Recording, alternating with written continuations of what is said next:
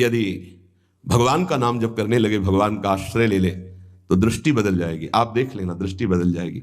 नाम जापक सहृदय होता है, वो घोर पापी पर भी प्यार करता है। लोग समझते नहीं उनके हृदय को। घोर पापी को भी वो प्यार करके भगवान से मिलाना चाहते हैं। यदि आप नाम जप करते हैं तो आप बच सकते हैं, नहीं संत द्रोह की वृत्ति अंदर पैदा हो जाएगी। ये माया है, ये जहां किसी महापुरुष का यश सुन तो वही निंदा शुरू कर देता है, क्योंकि माया उसका पतन कराती है और भक्ति उत्थान कराती है। महाराज, जैसे गोपीजन अपने श्री कृष्ण प्रेम में डूबी थी, ऐसे कैसे डूबा जा सकता है? क्या किया जाए जिससे हम गोपीजनों की तरह प्रेम करने लगे अपने आराध्य देव से?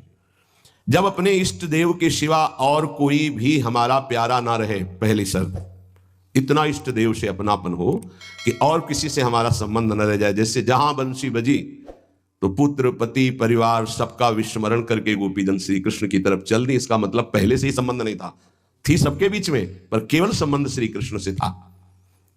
अनन्य प्रेम की प्राप्ति के लिए अब हम साधन बताते हैं। बाबा कह रहे पहले अपने इष्ट देव की बाह्य मूर्ति सेवा विराजमान करनी चाहिए, या नाम सेवा विराजमान करनी चाहिए, और उस बाह्य सेवा को साक्षात समझ करके करना चाहिए।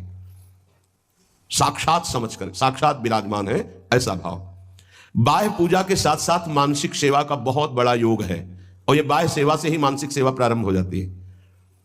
सेवा तभी पूर्ण होती है जब आप पहले उसका चिंतन करेंगे। चिंतन नहीं करेंगे तो सेवा पूर्ण नहीं होगी, वास्तविक सेवा सही नहीं हो पाएगी। पहले आज श्री जी को कौन सा पोशाक धारण कराना है, कौन सी पत्रावली करनी है, और कैसे केशपाश समा, आज कौन से कुंडल, अच्छा ऐसे कुंडल, ऐसे ऐसे, और आज भोग में क्या क्या, ये भोग में ऐसे श्री जी यहाँ विराजमान होंगे, ऐसे होगा, ऐसे छत्र होगा, ऐसे भोग लगेगा। पूरी मानसिक चिंतन होता है, फिर वो सेवा प्रगट में होती है। तो प्रगट सेवा ही मानसिक सेवा में पहुंचा देती है। पूज्य बाबा कह रहे गोपीजनों की तरह प्रेम प्राप्ति के लिए सबसे पहले अपने इष्ट का चयन और इष्ट की अनन्यता। इष्ट की अनन्यता, इष्ट की अनन्यता में आ गया अपने इष्ट का नाम जपना, अपने इष्ट का मंत्र जपना, अपने इष्ट का ही गुणगान करना, अपने इष्ट के विषय में ही सोचना, ये सब आ गया। फिर इष्ट के श्री विग्रह की, मूर्ति की, छवि की, नाम की सेवा विराजमान करना। और जैसे गृहस्थ है तो जितने याम कर सके, जितना कर सके, लेकिन अगर विरक्त है तो 8 पहर की सेवा। हमारे पास और कोई काम नहीं, हमारी जिम्मेवारी है 8 पहर की सेवा। बाह्य पूजा, मानसिक पूजा, दोनों एक साथ साथ चलती हैं उपासक की। ध्यान देकर के अगर आप सेवा करोगे तो देखोगे आपकी मानसिक सेवा होगी। आज वो वाली नथ पहनानी है, वो ऐसे धारण करानी है, हाँ आज इस रंग की पत्रावली, इस रंग की चोली, इस रंग के ऊपर चुनरी, और इस रंग का लहंगा, और ऐसे ये जो हो रहा है ना, ये मानसिक सेवा हो रही है। बहुत बड़ी चीज हो रही है। देखो आप लोग जो चिंतन करते हो, आज फूल बंगला ऐसे बनाना है, आज ऐसे, बहुत बड़ी सेवा हो रही है। आज श्री जी की रसोई, ये मानसिक जो सेवा, और बहुत जोर की सेवा, प्रगट सेवा का फल है मानसिक सेवा, और मानसिक सेवा ही सिद्धावस्था को प्रदान करती है। ये बात ध्यान दीजिए। और जो इष्ट का नाम मिला है वो केवल जबान से ही नहीं, चिंतन के साथ होना चाहिए। प्रेम की बात कर रहे हैं, केवल हम जबान से रट रहे मंगल है, लेकिन यहां कह रहे हैं गोपी प्रेम की बात, गोपी जैसा प्रेम, उसका चिंतन होना चाहिए। जैसे राधा राधा, तो हमारा चिंतन भी हो रहा है। बाह्य जप से बहुत समय लगेगा। जब बाह्य जप और आंतरिक चिंतन दोनों एक साथ होंगे, बहुत जल्दी वासनाओं का नाश होकर आनंद की उत्पत्ति होती है। केवल बाह्य जप से बहुत काल के बाद लाभ मिलता है, बाह्य जप के साथ आंतरिक ध्यान से बहुत जल्दी लाभ प्राप्त होता है।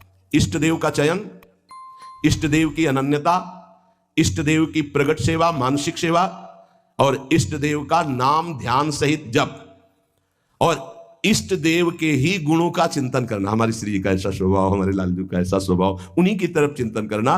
अन्य सब संबंध चिंतन को छोड़ना गोपी प्रेम की प्राप्ति है।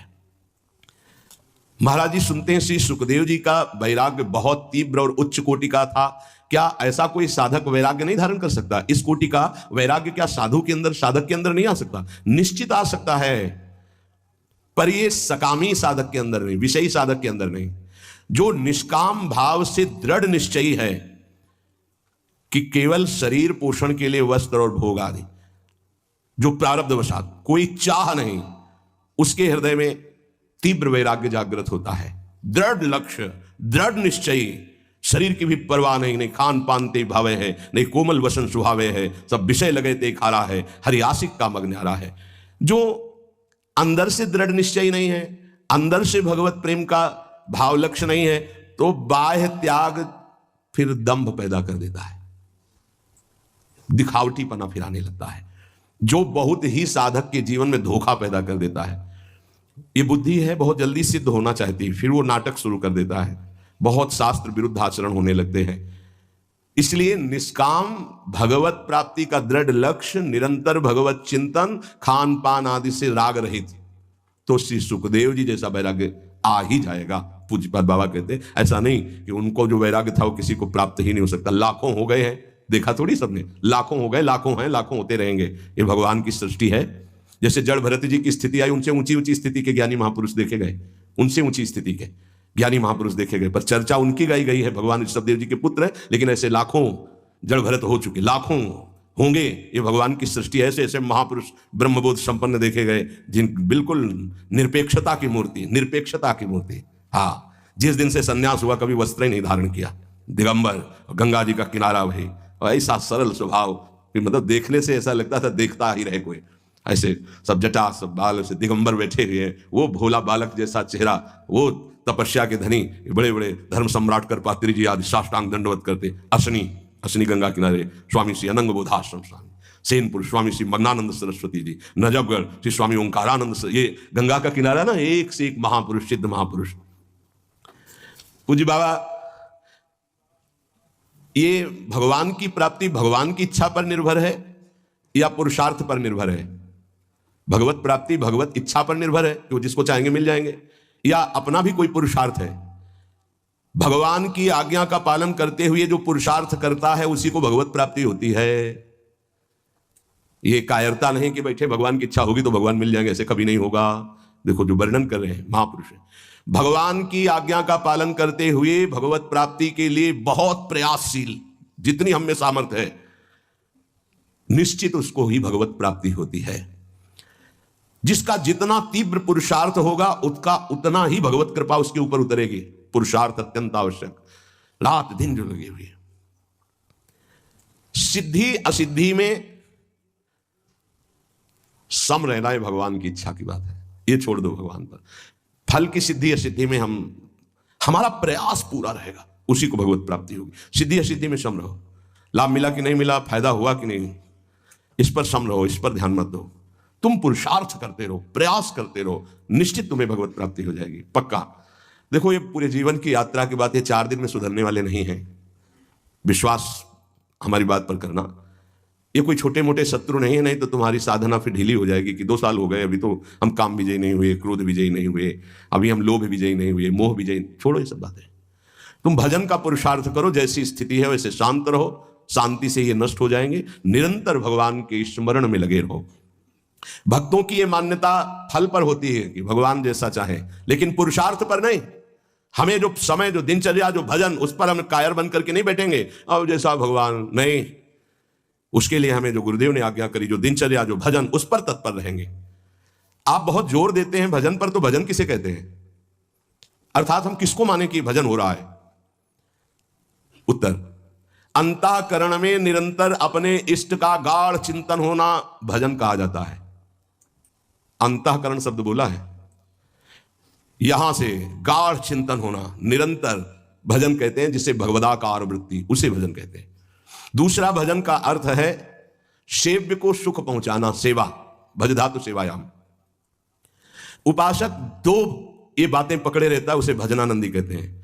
अंतःकरण से अपने इष्ट का गाढ़ चिंतन, वो रूप का हो, नाम का हो, मंत्र का हो, और शरीर से प्रकट सेवा में प्रतिपल लगे रहना, ये 2 वृत्ति जिसके अंदर है वो भजनानंदी है। सेवा में, चाहे वो गृहस्थी की सेवा हो, व्यापार हो, नौकरी हो, किसानी हो, या विरक्ति की सेवा में, जो भी सेवाएं हैं, शरीर से प्रतिपल सेव्य को सुख पहुंचाने के लिए सेवा, और हृदय से प्रतिपल आराध्य देव का स्मरण, इसी का नाम भजन है। और यही भजन परमानंद प्रदान करता है, यही भजन महापुरुष बना देता है, यही सेव्य के समान कर देता है। प्रभु सेव्य है, प्रभु के समान कर, ब्रह्मविद ब्रह्मयु भवति। तो भजन क्यों करना चाहिए? अपना कमाते हैं, खाते हैं, जी रहे हैं, क्यों भजन करें? भजन इसलिए करना चाहिए कि हम अवगुणी हैं जन्म जन्मांतर से, अवगुण छोड़ने के लिए। हमारे अंदर बड़ी नीच वासनाएं हैं, उन वासनाओं का नाश करने के लिए। हम बड़े हीन विचार वाले हैं, उन विचारों का नाश करने के लिए। हमें हर तरफ से दुख ने घेर रखा है, उस दुख का नाश करने के लिए, जन्म मरण से छूटने के लिए ये हमें भजन करना है। हम जिसका भजन करते हैं उसके सारे सद्गुण हमारे अंदर आ जाते हैं। अतः हमें नाशवान वस्तु व्यक्ति का भजन नहीं करना, अविनाशी का भजन करना है। वो है श्री भगवान। भजन करने से सबसे बड़े भगवान है तो सबसे बड़ा बन जाता है। ये दीनहीन विचार, ये दुख, ये दुविधा, ये संशय, दरिद्रता, जन्म मरण, ये सब कूड़ा करकट खत्म हो जाता है। इसलिए भजन करना अत्यंत आवश्यक है। भजन करना अत्यंत आवश्यक है। इससे विशेष लाभ क्या होता है? भजन से विशेष लाभ यह होता है कि जहां से हम बिछुड़े थे वहीं हम पहुंच जाते हैं। कहां से बिछुड़े हैं? प्रभु से। ममैवांशो, कितना गलत हो गया है।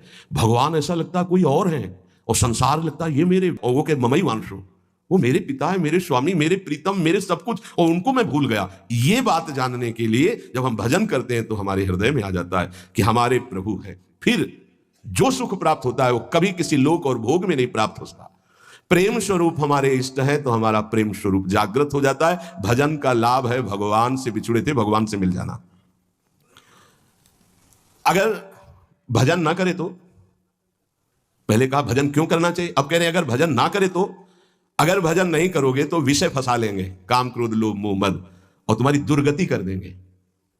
ये क्षण भंगुर विषयों का चिंतन होगा, क्षण भंगुर विषयों का भोग होगा, तो तुम्हें एक क्षण भी सुख का अनुभव नहीं होगा, दुख ही दुख तुम्हें घेर लेगा।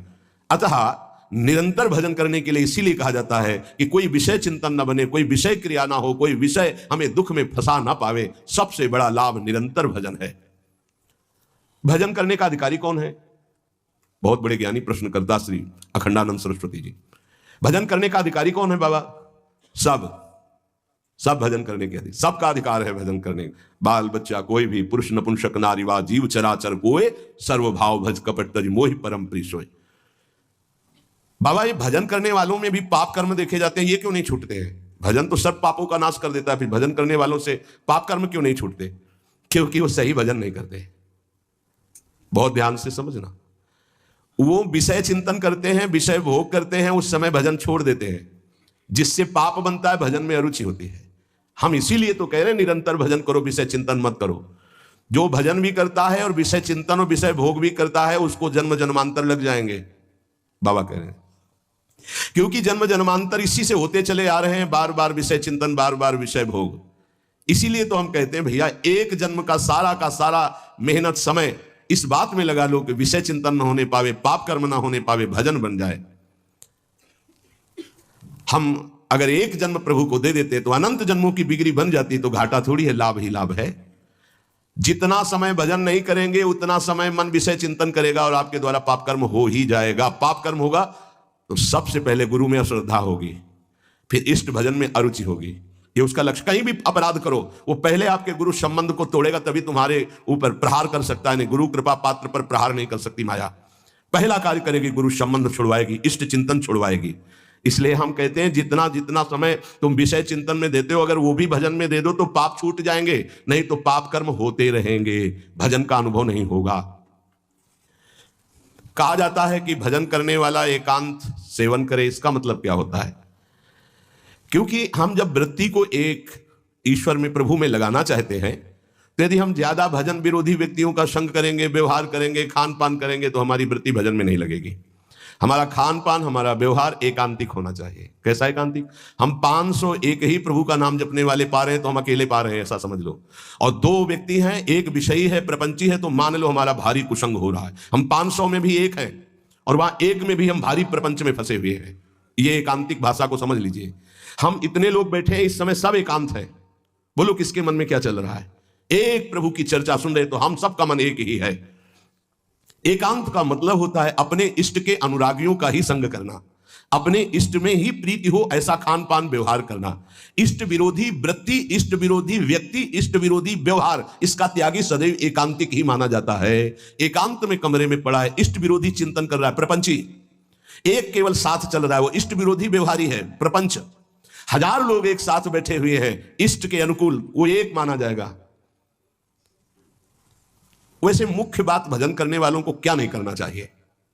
तो मुख्य बात है प्रवृत्ति में रहने वाले लोगों का संग नहीं करना चाहिए।